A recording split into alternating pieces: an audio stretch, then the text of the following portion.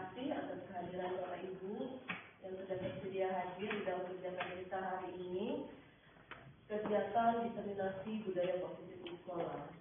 Dan dalam kegiatan ini merupakan salah satu aksi nyata saya sebagai CGP atau calon guru penggerak. Namun demikian juga ini adalah sebagai kegiatan dari komunitas belajar kita juga dari SKPN 1 Karangbatua. Hari ini kegiatan kita sebenarnya saya mengundang komite, dan komite juga ada perwakilannya dari Ibu Sri Surasri, terima kasih sudah berhadir. Dan saya juga mengundang ada unsur OSIS di sini, dan kehadiran mereka sangat dibutuhkan karena mereka adalah bagian atau unsur daripada lingkungan pendidikan. Dan secara pribadi saya berterima kasih kepada Ibu Kepala Sekolah yang sudah memberikan dukungan yang sangat luar biasa kepada saya, dan juga rekan-rekan guru semua. Dari awal saya mengikuti CGP, dukungannya sangat luar biasa yang saya rasakan. Sampai dengan hari ini saya merasa saya didukung penuh, dan saya secara pribadi mengucap syukur dan berterima kasih atas semua yang diberikan kepada saya, Bu, setiap kelancaran, kemudian fasilitas yang dipersilahkan oleh sekolah untuk saya bisa gunakan untuk kegiatan pendidikan penggerak ini. Nah, Bapak Ibu yang saya hormati, sebelum kita memulai kegiatan kita, alangkah lebih baiknya kita berdoa terlebih dahulu. Dan untuk mengawali kita dalam doa, saya mohon dengan hormat kepada Ibu Resni Hayati. Kepada Ibu Resni, saya persilakan.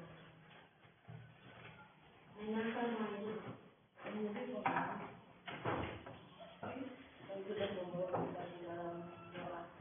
Bapak Ibu yang saya kasih, tadi di grup WA sudah saya sebarkan ada link. Nah, di situ bisa kita buka baik itu lewat telepon ataupun lewat Chromebook kalau Bapak Ibu ada membawa Chromebook.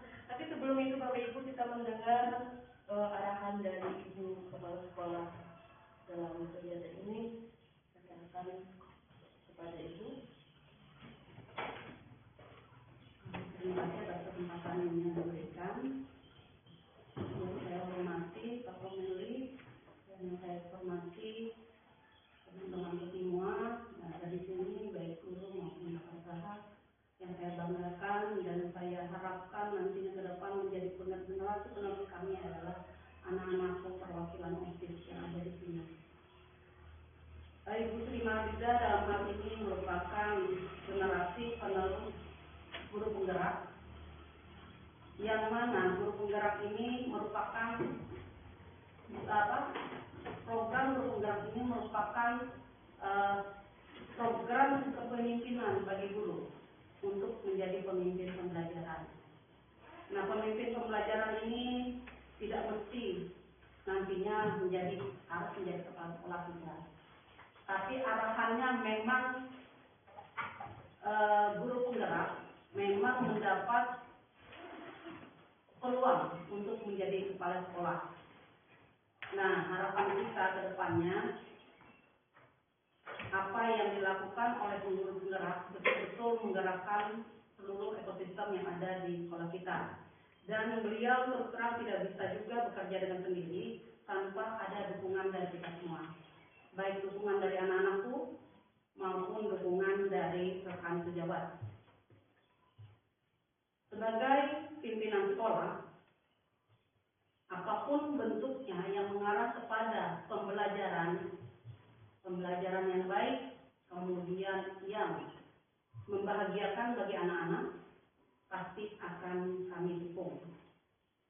Nah, dalam hal ini Ibu Sri Marida sudah menyampaikan undangannya kepada kita kemarin sehubungan dengan kesepahaman dan penerapan budaya positif.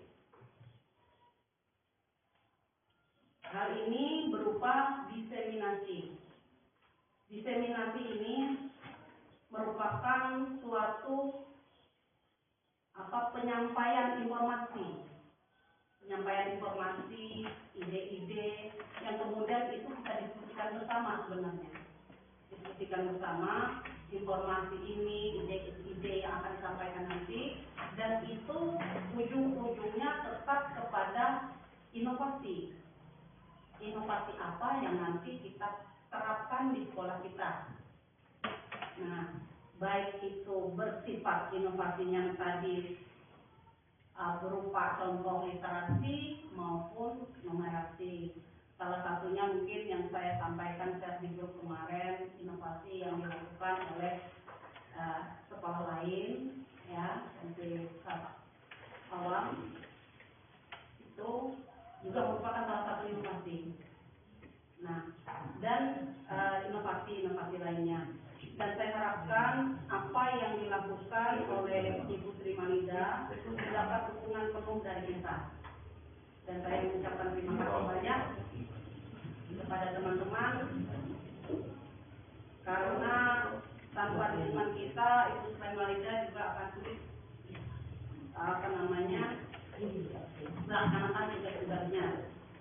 Dan saya harapkan juga ke depannya akan hadir lagi guru-guru penggerak atau guru-guru yang ingin meningkatkan level kemampuannya, dan saya pastikan kalau selama saya masih di sini saya akan mendukung untuk kemajuan karir, baik karir maupun pekerjaan dari guru atau tata usaha yang ada. Apalagi buat anak-anak, ya. Kalian harus lebih banyak belajar, lebih banyak mendengarkan, lebih banyak berani mencoba berekspresi.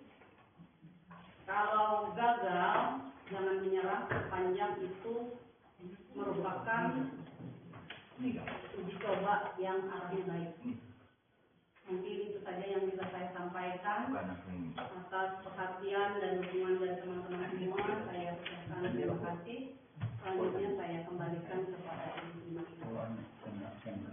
Ibu Bapak pilih judulnya, ada banyak di situ saya sematkan, tapi untuk PPT-nya di situ judulnya diseminasi budaya positif di sekolah, sudah saya buatkan di situ slide demi slide. Cuman kalau untuk memahami lebih dalam lagi, sudah saya sematkan di situ ada beberapa materi yang bisa kita pahami secara mendalam. Nah, Bapak Ibu, meskipun kegiatan ini disebut diseminasi atau penyebaran ide atau penyebaran pemahaman, tetapi saya percaya bahwa Bapak Ibu sudah memiliki pemahaman yang jauh lebih dalam, lebih dulu tentang budaya positif di sekolah. Nah, kalau kita berbicara tentang budaya positif, itu Bapak Ibu, ada beberapa hal, yakni perubahan paradigma belajar, itu yang pertama, kemudian penerapan disiplin positif, kemudian motivasi perilaku manusia, kemudian kebutuhan dasar manusia, kemudian keyakinan kelas, posisi kontrol guru, kemudian segitiga restitusi. Nah, ini adalah salah satu bagian, salah satu saja Bapak Ibu. Hanya 7 ini yang dipelajari oleh kami sebagai JJP. Namun ada banyak lagi budaya positif yang lainnya yang perlu kita pelajari dan kita kembangkan di sekolah. Nah, kenapa kita perlu belajar tentang budaya positif ini? Karena sejalan dengan prinsip pendidikan kurikulum merdeka yang berakar pada pola pemahaman konsep pendidikan oleh Pak Ki Hajar Dewantara atau Pak Hade, di mana kita dari setiap kegiatan yang kita lakukan di sekolah itu semuanya tujuannya adalah murid dan murid, semua untuk kebutuhan murid. Nah, kita ini seumpama seorang petani yang menanam padi. Nah, menanam padi itu kan Bapak Ibu kita perlu tanah yang subur supaya padi kita tumbuh subur, kemudian menghasilkan buah yang banyak seperti yang kita harapkan. Nah, dianalogikan seperti itu juga murid-murid kita. Nah, kita tidak bisa terlalu intervensi tentang didiknya bagaimana, ya. Kita memang melihat anak-anak ini sebagai seorang pribadi yang sebagaimana mereka yang sudah diciptakan oleh Tuhan itu tidak bisa merubah mereka, kemauan kita sebagai pendidik. Tapi kita hanya sebagai bagaimana menciptakan lingkungan yang positif agar anak-anak itu tumbuh sebagaimana kodratnya mereka. Nah, tugas kita adalah menebalkan garis-garis bakat mereka yang sudah Tuhan taruh di dalam hidupnya. Nah, kembali lagi seperti analogi seperti padi itu tadi, kita sebagai petani memastikan tanahnya subur, kemudian tidak ada gulma di sekitarnya, kemudian kita jamur-jamur atau hama-hama itu tidak hinggap di situ. Nah, demikian juga supaya kita pendidikan di dalam lingkungan sekolah. Bagaimana supaya bisa mereka ini, murid-murid kita ini tumbuh. Artinya kita juga harus menciptakan lingkungan yang lebih positif. Nah, dalam upaya menciptakan lingkungan yang positif itu supaya murid itu bertumbuh sesuai dengan kodrat mereka, maka kemarin kita sudah membahas tentang visi sekolah. Bagaimana visi sekolah, bagaimana murid impian kita. Nah, Bapak Ibu, dengan demikian maka kita perlu menerapkan yang namanya budaya positif. Dengan mempelajari ini bersama-sama, dan saya yakin bahwa Bapak Ibu memang sudah jauh lebih senior daripada saya, sudah banyak pengalaman. Mungkin dari apa yang kita pelajari, oh saya sudah menerapkan ini, saya sudah menerapkan ini, oh ini di bagian sini, oh ini di bagian keyakinan kelas, oh ini saya sudah menerapkan, oh berarti itu posisi kontrol, oh itu berarti kebutuhan dasar manusia. Nah, Bapak Ibu, dari 7 budaya positif di sekolah ini, memang ini sangat banyak kalau kita pelajari lebih mendalam. Namun nanti kita bisa pilih dari 7 ini.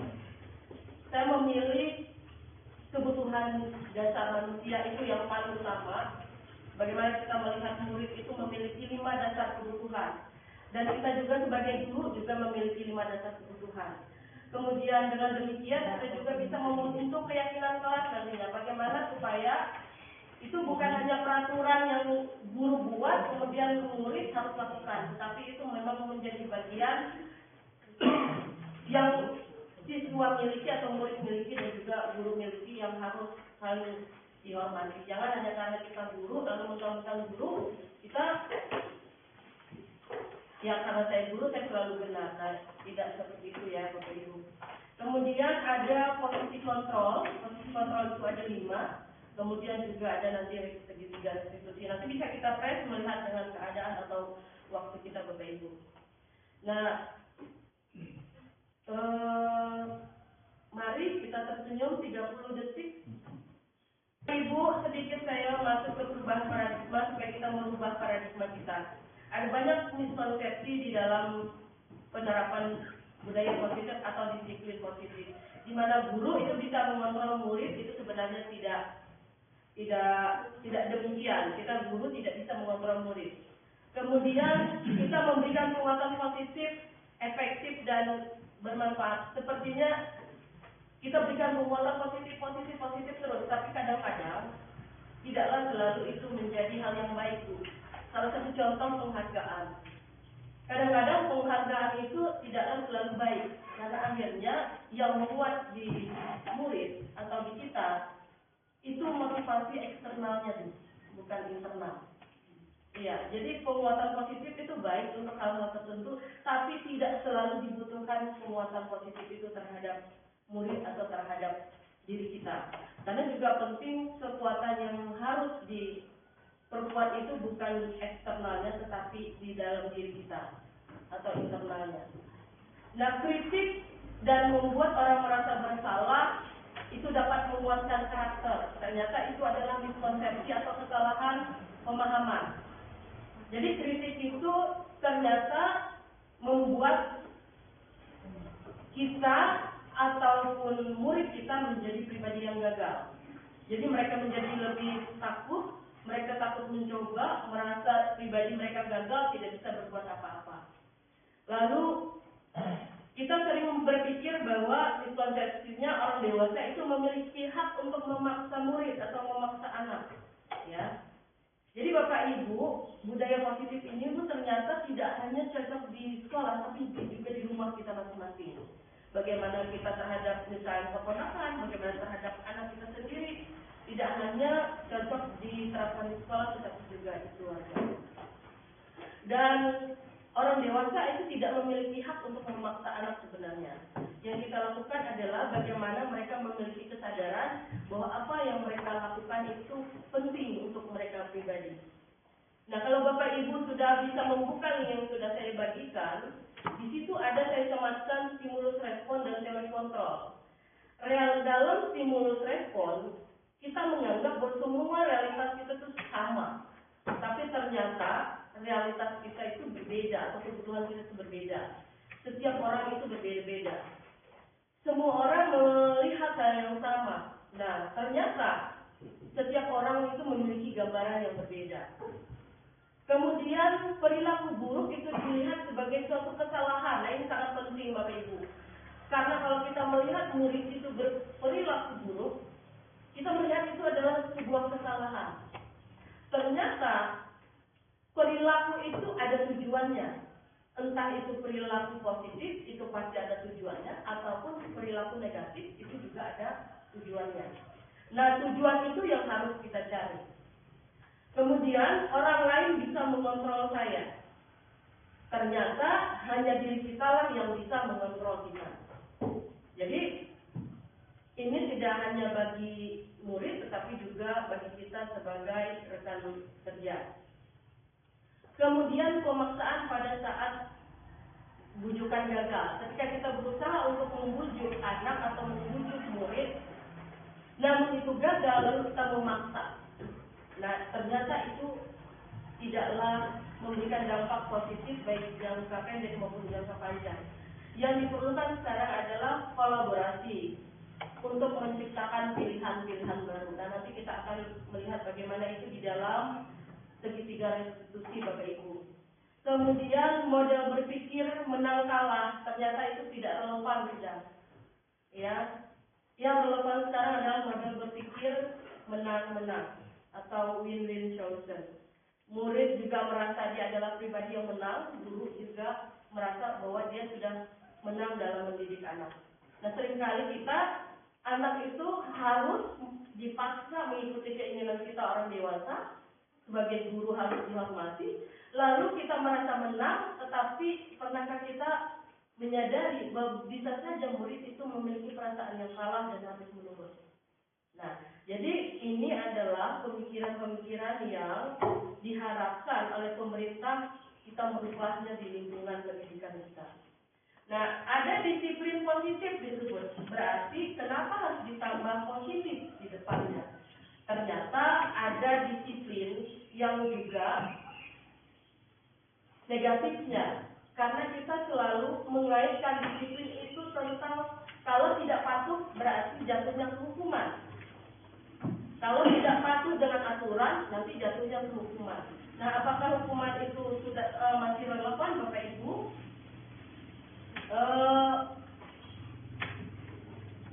Saya bawa diskusi aja Bu ya.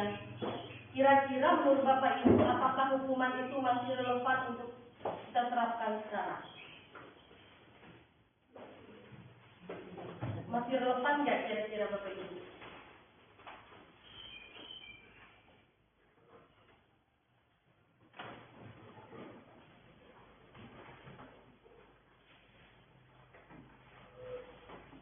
Hukuman itu masih relevan nggak Pak?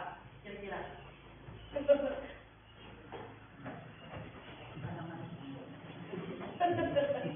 Hukuman dengan sanksi sama Pak.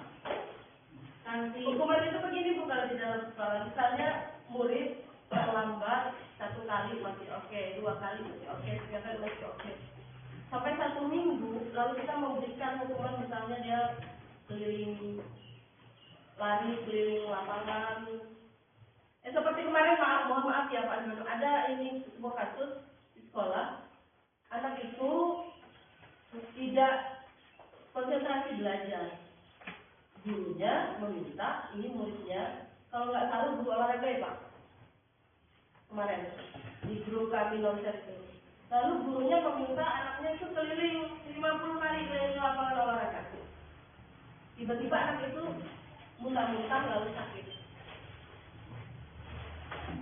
Itu tidak tahu apa yang terjadi dengan anak, apakah dia memang sakit ataukah seperti apa. Nah, itu adalah hukuman, contoh hukuman. Apa yang dia lakukan tidak sebanding dengan hukuman yang dia terima, dengan konsekuensi. Nah, kalau misalnya konsekuensi dia sebanding. Misalnya merobek buku teman, lalu dia harus mengganti buku itu konsekuensi. Dan itu harus untuk mengajar anak bertanggung jawab. Tapi kalau hukuman, misalnya anak merobek buku temannya, lalu kita suruh dia lari 100 putaran atau 50 putaran di lapangan olahraga, atau dia push up 200 kali. Nah, itu adalah hukuman. Tidak sebandingnya kesalahan anak dengan konsekuensi yang dia terima. Terlalu berat dan kadang-kadang juga tidak nyambung. Jadi begitu. Berarti berdasarkan penjelasan itu, kalau untuk sekarang ini sudah tidak relevan kalau hukuman. Ya, Menurut saya, iya. Menurut ibu, iya. tapi menurut yang lain bagaimana? Iya, menurut Ya. saya. Kalau menurut yang lain saya tidak tahu. Kalau berdasarkan penjelasan itu tadi, hukuman itu sudah tidak relevan. Karena ada hukuman, ada konsekuensi, tapi kalau Ada konsekuensi, sanksi. ya sanksi dan konsekuensi itu dia lebih seimbang antara kesalahan yang dilakukan atau pelanggaran yang dilakukan dengan akibat yang dia terima. Kalau hukuman lebih berat dan kadang-kadang tidak nyambung. Sebenarnya kalau tidak sesuai hukuman dengan apa yang, kalau hukuman yang berlebihan saya tidak relevan. Seakan-akan tidak mendidik. Ya. Dan di akhirnya akan terasa bagi yang dihukum dan menghukum itu ada perasaan bersalah, penyesalan. Sebenarnya kalau kita memberikan hukuman yang tidak sesuai dengan apa yang dilakukan, memberi hukuman yang tidak sesuai dengan apa yang anak lakukan, misalnya merobek buku terus disuruh lari keliling lapangan. Tapi kalau misalnya memberi hukuman dengan mengganti, masih bisa. Ini saya ragu juga, kenapa bayar? Akhirnya saya jadi ragu. Kita punya gambaran sudah ya Bapak Ibu tentang hal itu, bahwa hukuman itu entah itu masih relevan atau tidak. Sekarang kita kembali ke lembaga sekolah masing-masing. Kalau merasa itu lebih relevan, makanya kita perlu diskusi bersama. Nah, itu manfaatnya Bu. Bagaimana kalau begini contohnya Bapak Ibu? Anak tidak mengerjakan PR, murid tidak mengerjakan PR. Lalu guru yang bersangkutan menyuruh murid untuk membersihkan lab. Kan dia sendiri tuh yang enggak mengerjakan PR. Terus disuruh dia, karena kamu enggak mengerjakan PR, bersihkan sana. Atau karena kamu bersihkan itu. Kira-kira kalau begitu bagaimana ya? Tetap tidak sesuai menurut saya hukumannya. Tapi sering terjadi seperti itu di sekolah. Di sana terlambat. Sana kamu lari, sikap kamu. Nah, hal-hal yang seperti ini Bapak Ibu yang perlu kita pikirkan bersama bagaimana ke depannya. Baik Bapak Ibu, kita masuk lagi ke, disiplin seperti itu tuh ada yang namanya disiplin positif. Kenapa perlu ditambahkan kata positif di belakang kata disiplin? Karena sebenarnya disiplin itu kan hal yang positif sudah. Lalu kenapa harus kita tambahkan kata positif di belakangnya? Karena seringkali ternyata pelaksanaannya keliru. Sebenarnya disiplin itu kalau dari asal katanya itu sebenarnya memunculkan motivasi dari dalam diri seseorang untuk belajar. Ya. Nah, kita masuk ke dalam tiga motivasi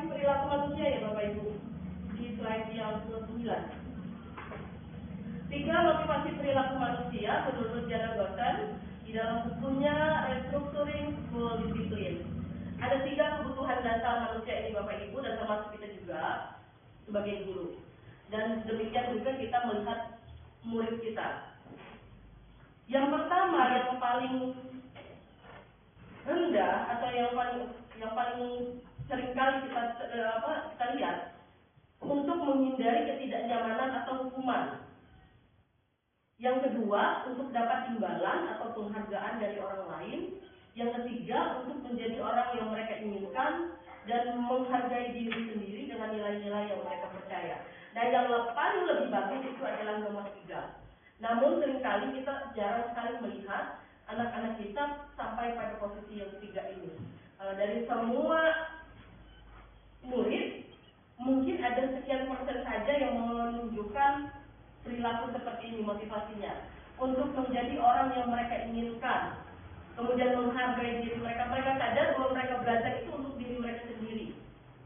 Mereka sadar bahwa mereka harus pergi ke sekolah dan belajar segigi mungkin itu untuk menggapai masa depan. Oh, aku sudah punya cita-cita ini, maka tanpa harus diawasi orang tua dan juga guru, dia sudah mendorong dirinya untuk mencapai mimpinya itu. Nah, seringkali yang kita lihat Bapak Ibu mungkin ya, bagaimana kalau di sekolah kita? Lebih banyak masuk di 1, 2, atau 3 Bapak Ibu. Untuk menghindari ketidaknyamanan atau hukuman, untuk mendapatkan imbalan atau penghargaan dari orang lain. Salah satunya adalah pujian. Kalau dipuji kan itu adalah suatu penghargaan dari orang lain. Kira-kira kalau kita melihat dari kacamata 3 motivasi perilaku manusia, murid-murid kita di sekolah kita ini bagaimana Bapak Ibu? Apakah lebih banyak persennya masuk di 1, masuk di 2, atau masuk di 3?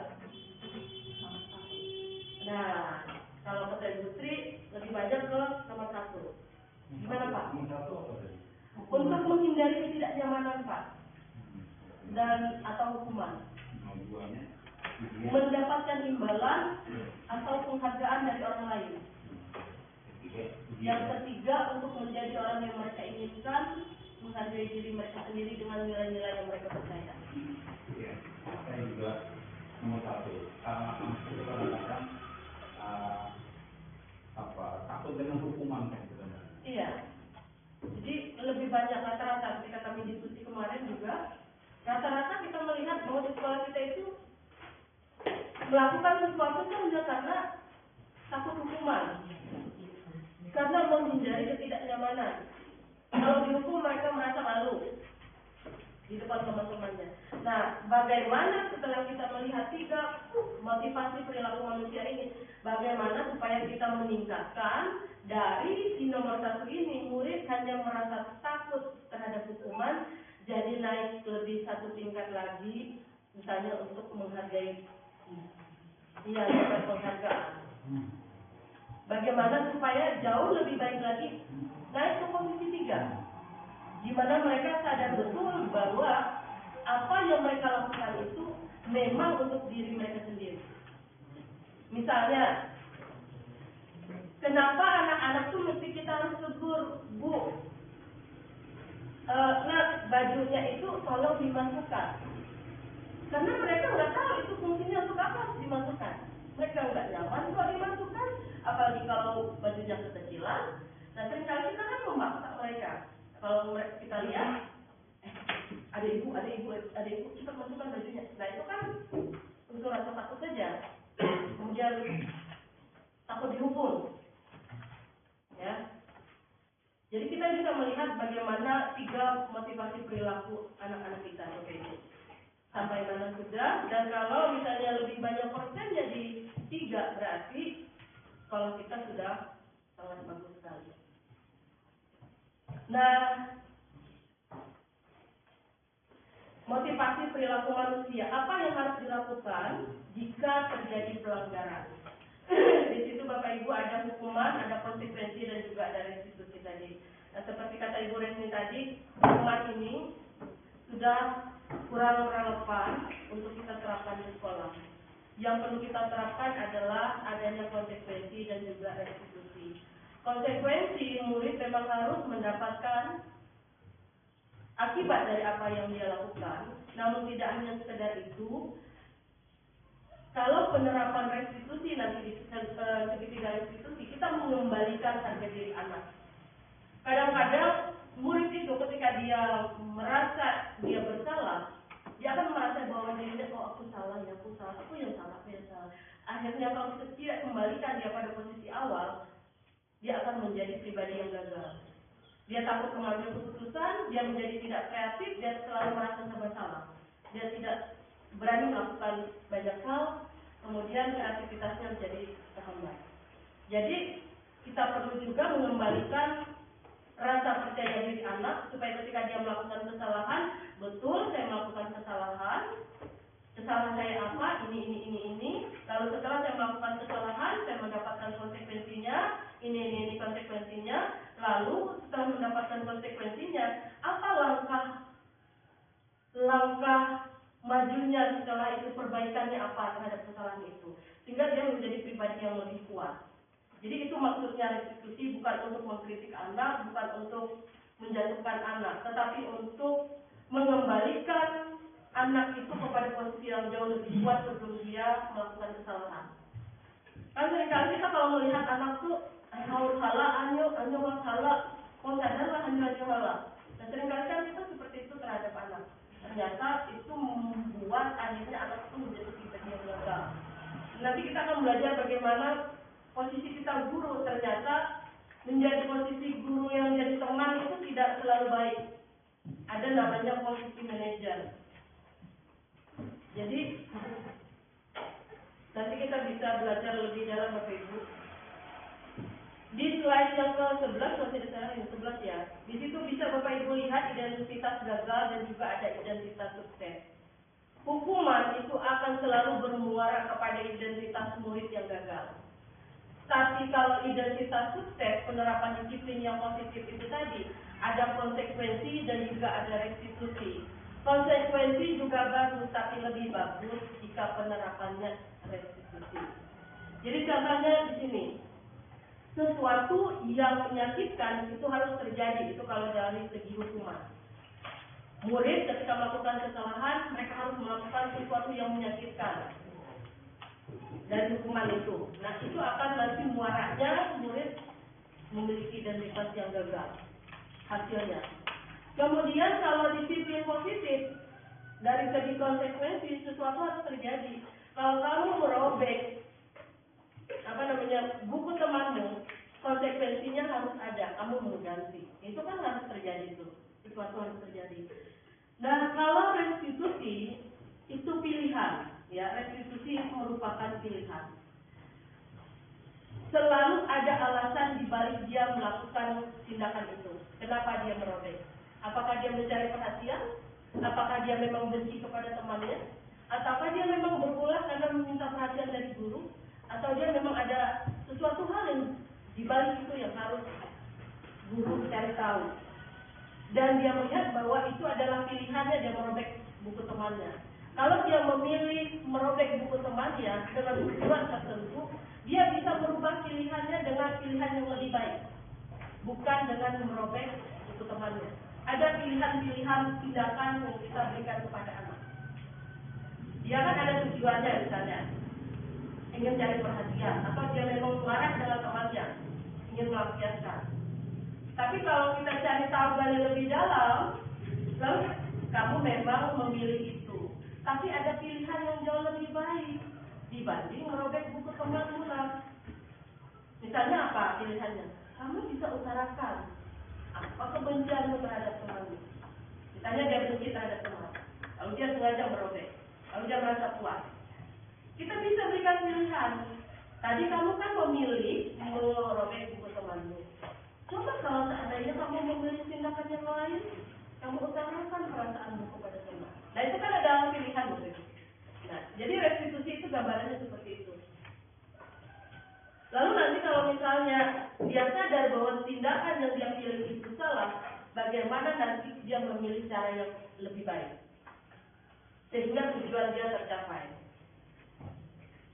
Kemudian kalau misalnya tidak nyaman, kalau dari segi hukuman Bapak Ibu, tidak nyaman untuk murid untuk jangka waktu yang panjang. Nah, hukuman itu selalu membuat murid tidak nyaman. Kalau murid tidak nyaman, apakah pembelajaran bisa berlangsung dengan baik? Kan tidak bisa. Murid tidak akan pernah bisa belajar dengan baik kalau di dalam lingkungan yang tidak nyaman. Nah, lingkungan yang selalu menerapkan hukuman itu membuat murid-murid tidak bisa berkembang karena penuh dengan rasa takut. Nah, bagaimana supaya kita pindah ke konsekuensi atau ke restitusi? Kalau ke konsekuensi, tidak nyaman untuk murid, tapi untuk jangka pendek. Misalnya tadi dia merobek buku temannya, secara jangka pendek dia memang harus mengganti, artinya dia harus mengeluarkan sesuatu kan untuk mengganti atau konsekuensi lah terhadap apa yang dia lakukan terhadap tindakannya. Tapi itu hanya jangka pendek, tidak jangka panjang. Kalau hukuman itu kan jangka panjang. Dia akan selalu ingat hukuman itu sampai dia tua. Misalnya kami kemarin diajak oleh ibu pasir kami, coba deh merem. Dari kamu TK atau dari kamu SD, siapa guru yang paling kamu ingat terkait dengan hukuman? Ya, saya ingat. Begitu juga dengan kalau kita menerapkan hukuman kepada anak, yang diingat anak itu seumur hidup adalah hukuman yang dia terima, bukan pembelajaran-pembelajaran yang baik yang mereka terima. Nah, bagaimana maksud pemerintah untuk menggalakkan budaya positif di sekolah ini supaya merubah dari hukuman itu kepada konsekuensi atau lebih bagusnya kepada restitusi. Nah, berbicara tentang hukuman tadi, anak akan selalu merasa tidak nyaman kalau di hukuman, tetapi kalau di konsekuensi mereka boleh tidak nyaman tetapi jangka pendek. Tapi kalau sudah penerapan restitusi, itu akan menguatkan untuk murid dan itu efeknya jangka panjang. Ya. Jadi yang diharapkan pemerintah itu kita di sekolah penerapannya sudah restitusi, bukan hukuman atau konsekuensi. Konsekuensi boleh, tapi habis itu harus dipulihkan jati diri anak, bahwa kesalahan itu bukan sesuatu hal yang menakutkan. Kita semua manusia kan tempatnya salah, tapi setiap kesalahan itu bisa diperbaiki. Bagaimana caranya? Nah, itu kita mengajak anak untuk berpikir. Nah, kita masuk lagi Bapak Ibu ke 5 kebutuhan dasar manusia. Nanti kita diskusinya kalau sudah beberapa poin sudah kita bahas. 5 kebutuhan dasar manusia. Yang pertama adalah kebutuhan bertahan hidup. Kalau murid kita lapar, Bapak Ibu bisa nggak mereka belajar? Tidak bisa. Apalagi gimana Bu Sri? Bagaimana perbandingan antara anak perempuan dan anak laki-laki? Anak laki-laki lebih cenderung mudah emosi saat dia lapar dibandingkan dengan anak perempuan. Saya sudah membuktikannya terhadap anak laki-laki saya termasuk suami saya. Pak mohon izin Pak Kades dulu ya, cek ke Pak Kuir. Pak Kuir gimana Pak? Kalau rasa lapar gimana Pak? Lebih ya, kalau kita minum dulu Pak. Kita diskusi santai saja. kita kalau bekerja itu sambil lapar, kita lihat kerjanya, lihat anunya. Kalau itu masih sedikit kan tidak terganggu karena kita sudah dewasa cara berpikir kita kayak gitu. Nah, tidak terganggu rasanya. Kalau dewasa ya. Tapi kalau anak-anak mungkin karena mereka itu ya berpikirnya singkat, kalau kita ya santai aja.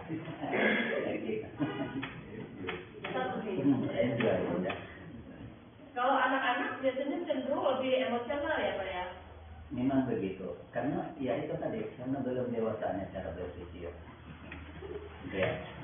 Kalau Pak Cornelis bisa Pak berbagi praktek baiknya Pak sepanjang pengalaman mengajar yang sudah puluhan tahun ini terkait dengan kebutuhan bertahan hidup manusia ini seperti misalnya makan, minum, kemudian kebutuhan rasa aman itu kan level dasarnya manusia. Gimana Pak menghadapinya? Terima kasih atas kesempatan. 5 kebutuhan dasar anak-anak. Yang pertama mungkin di sini yang kita adalah bertahan hidup. Nah, selama ini mungkin ya saya lah mungkin terutama itu memang memperhatikan kondisi anak dulu. Ya anak suasananya mungkin pagi terutama, kalau pagi itu rasanya enak paling enak aja pagi. Nah sekarang kalau misalnya jam kedua, setelah istirahat pertama atau setelah istirahat kedua, itu metode yang kita bawa itu benar berbeda. Jadi kalau saya, kalau siang, kita jangan terlalu apa lah. Tadi semangat tidak juga, tapi memang ada masuk. Karena kenapa? Tadi anak-anak itu ya tingkat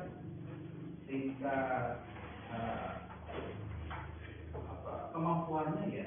Apalagi kalau pagi tidak makan, itu sudah tidak ada bawa uang jajan. Nah, jadi kembali memang kita ya harus melihat dari sisi itulah. Untuk mengatasi itu ya saya pola ajar saya ubah lah. Kalau pagi ya semangat, anak juga kelihatan enak sekali lah. Dan kalau sudah siang ya saya follow sisi saya itu saya ulangi. Jadi saya kira begitu cara mengatasi untuk hal ini. Kalau Pak John gimana Pak? Banyak umat siang Pak John. Iya, dulu senior. Iya. Ya, terima kasih. Jadi untuk pengalaman sebenarnya satu dengan yang lain itu yang kurang lebih sama lah, karena kita menghadapi anak yang sama. Beda kalau misalnya hari ini sekolah ini di tahu besok di sekolah yang lain, nah mungkin kita punya perbandingan. Tapi kalau di sekolah kita kan kita menghadapi anak yang sama, nah dengan perilaku yang sama juga. Nah ini jadi untuk hal-hal yang seperti itu memang kondisi yang disebutkan tadi, jadi terhadap kebutuhan itu ya memang berpengaruh besar itu. Pagi, siang, ya. Nah kemudian juga kondisi psikologis anak itu, nah, karena selama ini memang saya terus terang belum bisa menemukan pola yang tepat untuk anak-anak yang seperti itu, yang kebutuhannya kalau kita perhatikan itu kadang-kadang kan tidak sesuai dengan yang diharapkan. Nah, ini pada intinya yang menjadi masalah itu karena yang kita harapkan A, yang terjadi B. Nah itu jadi sulit sekali itu. Ya. Jadi untuk melakukan yang sesuai dengan harapan itu memang sulit. Jadi kebutuhan apa yang diperlukan, misalnya kebutuhan belajar saja di kelas, saya sering ngomel. Nah itu ya. Kira kalau ini karena ini ada beberapa orang anak yang juga saya ajari di kelas, nah, jadi saya guru yang termasuk banyak ngomel. Nah, kenapa saya banyak ngomel? Karena tidak sesuai dengan yang diharapkan itu. Nah ini. Jadi mungkin karena kebutuhan mereka itu apa, nah jadi saya juga tidak sempat menjadi mereka ini butuh apa, misalnya karena mereka ini lain-lain. Karena 28 misalnya siswa itu 28 kepalanya, 28 kebutuhan pada saat yang sama. Nah ini, itu sulit. Ya, hanya sebagian saja yang bisa. Nah, jadi kalau melihat dari apa yang disampaikan ini memang bagus. Ya, jadi cara pemerintah yang ada sekarang, kalau saya paham saja maksud pemerintah itu, tetapi untuk melakukan seperti yang diharapkan ini tidak segampang yang kita bayangkan. Nah, ini yang sulit itu tadi, kayak misalnya tadi hukuman dengan konsekuensi. Saya juga pernah membaca, pernah mendengar. Jadi memang kalau hukuman itu sakit, tapi kalau konsekuensi dia harus sesuai. Nah kayak tadi dia merupakan hukum, apa konsekuensi? Ganti, bukan kekeringan kan begitu.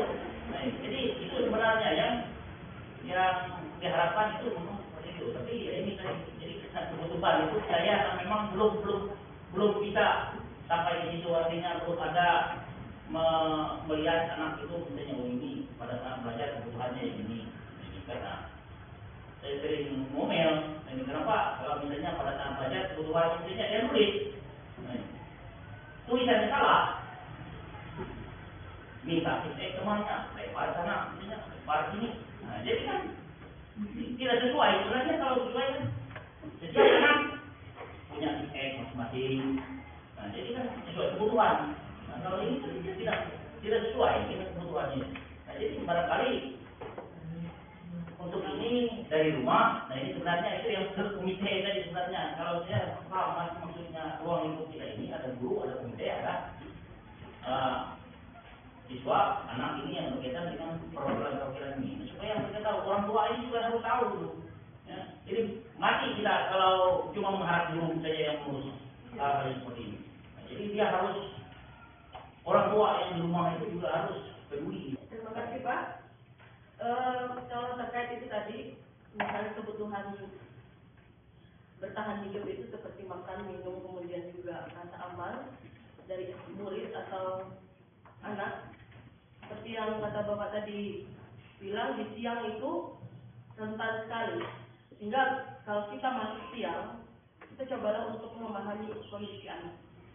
Apakah mereka itu memang lapar, ataukah mereka itu mengantuk? Itu kan kondisi fisiologis. Yang namanya badan itu kan, kita nggak bisa memaksa. Kalau dia memang merasa lapar, mau gimana lagi? Kita harus minta dia untuk, kalau dia ada uang jajan, silakan beli roti.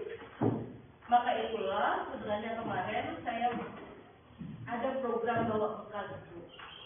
Tapi saya masih belum secara meminta kepada ibu kepala sekolah untuk memasukkan program bawa bekal itu ke dalam program sekolah yang memang tertulis di dalam program, hanya gerakan-gerakan kecil saja. Karena apa? Karena program bawa bekal ini banyak sekali nilai positifnya di situ kalau kita gali lebih dalam. Termasuk di situ makanan sehat. Anak-anak kita ini kalau kita mendekati mereka secara personal demi personal, mereka tuh pagi nggak makan. Sampai di sekolah mereka cepat-cepat makan mie dan minum es.